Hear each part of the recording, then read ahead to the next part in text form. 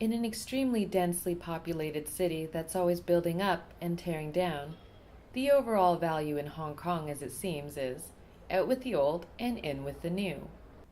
Tom Grundy heads up Hong Rong Blog, a website that helps expats get the lay of Hong Kong's land through stories and photography on local politics and history. Having lived in Hong Kong for over 7 years now, Tom has added abandoned village hiking to his list of hobbies, many of which are located in the new territories. Yeah, it's really rewarding to come across them and photograph them because they're obviously very photogenic. That you've got, nature reclaiming and digesting these old buildings, and then there's a question about the future. As we're getting closer and closer to mainland China, there's some concern that all of Hong Kong will just become part of the Pearl River Delta megaropolis in 2047. So those areas are going to be prime real estate, and they may be developed, which is a shame because there's something to be said for the heritage and history that these places hold.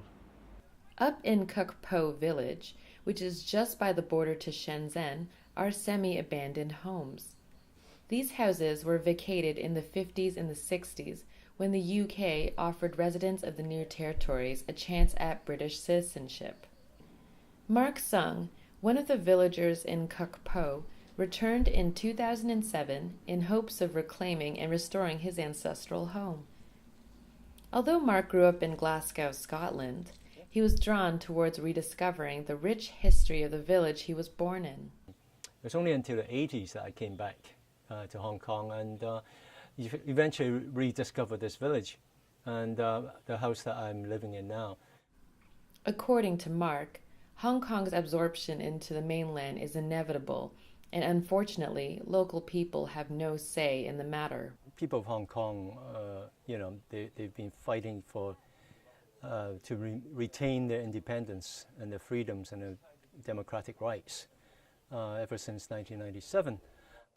So the main worry is, I guess, eventually, Hong Kong will be absorbed into China, and everything that people treasured about their livelihoods in Hong Kong will be ignored.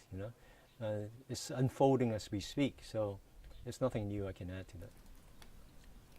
For now, due to the efforts of villagers like Mark, the village of Kuk Po remains the way that it used to be. Remnants of Hong Kong's past, frozen in time.